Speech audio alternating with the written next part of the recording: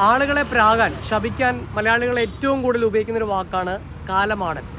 എന്നാൽ കാലമാടൻ ആരാണെന്ന് അറിയണമെങ്കിൽ ആലപ്പുഴയിലെ മുട്ടത്തുള്ള മാവേലിക്കരയിലുള്ള ഈ ക്ഷേത്രത്തിൽ വരണം.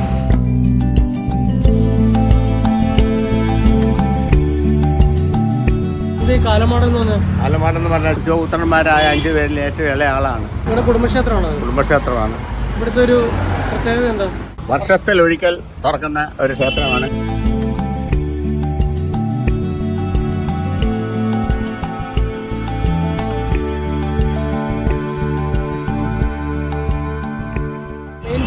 മെയിൻ പൂജ കരിങ്കോഴിയാണ് ഇവിടുത്തെ മെയിൻ പൂജ.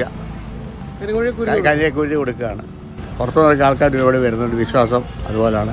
ഈ പ്രസിദ്ധ ഉത്സവത്തിന് എത്ര കരിങ്കോഴികളെ കൊടുക്കും? ഒരു നേർച്ച അനുസരിച്ചാണ്. നേർച്ച അല്ലെങ്കിൽ തന്നെ ഞങ്ങളുടേതായിട്ട് ഒരു കോഴിയെ കട്ട് ചെയ്തിരിക്കും.